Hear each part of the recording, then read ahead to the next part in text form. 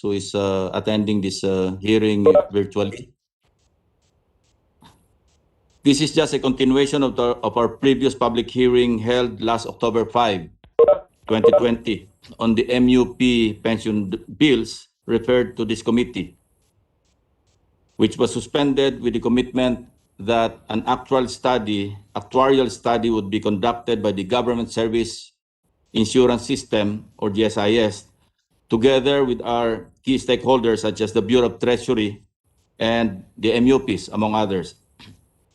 Just to refresh our memory, last year and this year's appropriations reflect the veracity of this serious financial concern, given the steep increase in the MUP's pension funding from 80 billion in 2020 to 120 billion under the 2021 General Appropriations Act.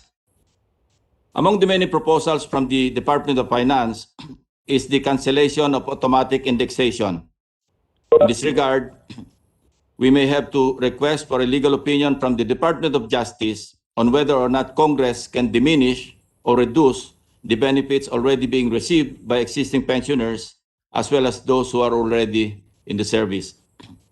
Last week, 25 January 2020, our office received the actuarial study of the GSIS on the updated results of funding requirements of the existing retirement scheme of the MUP as of 31 December 2019.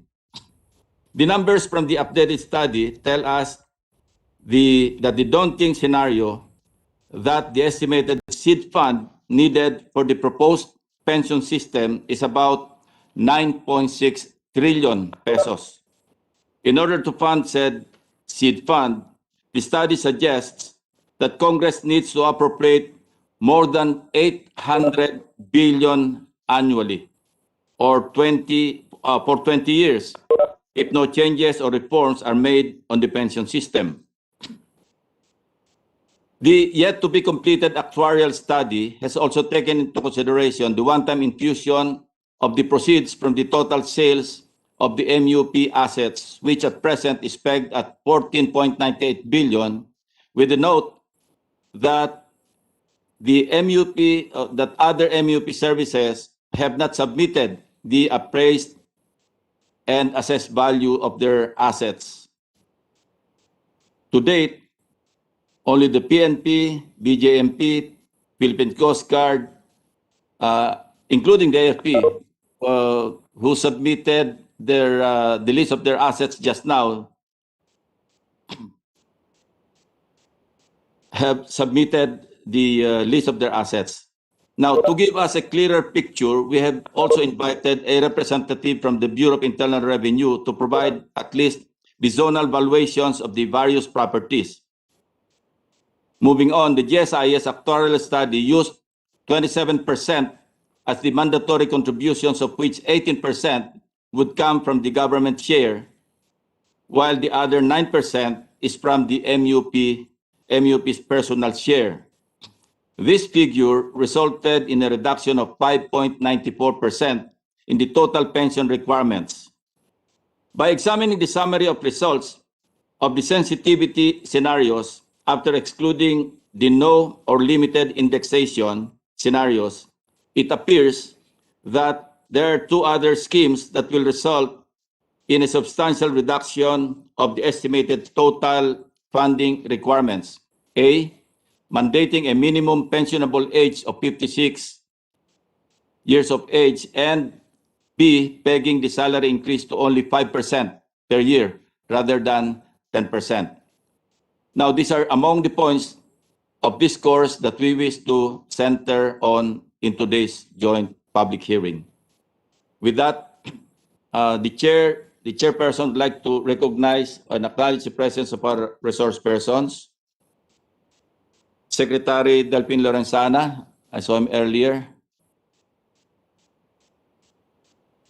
Represented by Yusek Reynaldo Mapago and Vice Admiral Eric Kagawan. Are you there?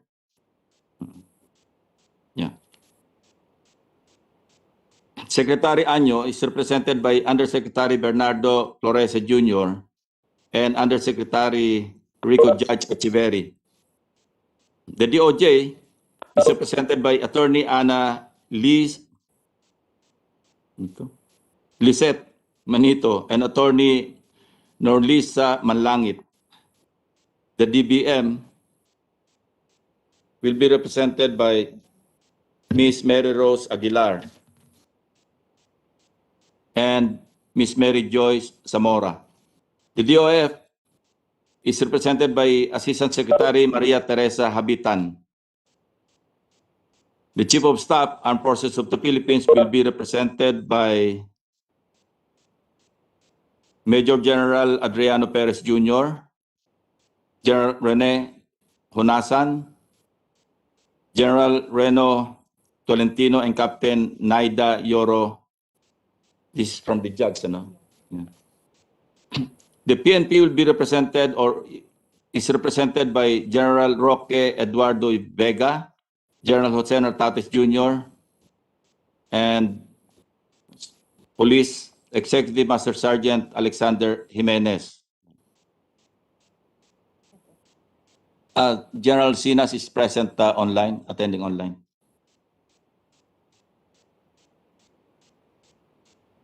Also, General Sidney Hernia, the Director of PNP Retirement and Benefits Administration Service, or PRBS.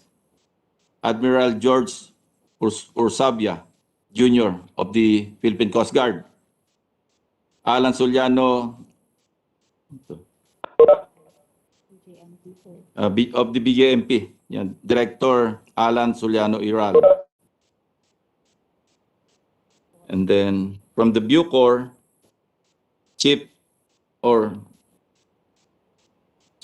Inspector. Anyway, Neil Dionisio Buot.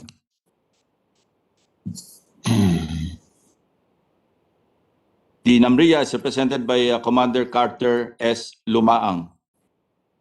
And the GSIS is represented by Attorney Lucio Yu Jr., Attorney Giovanni Lin Kikoy Marin. Sorry if I pronounce your name wrongly. No? Mr. Geoffrey Reyes. And the Treasurer of the Philippines is a Treasurer, Rosalia De Leon, present, ma'am. Anyway. Yes, sir. Thank you, ma'am. So that's it. And the BIR is represented by Mary Gretchen Mondragon. So with that, let us begin.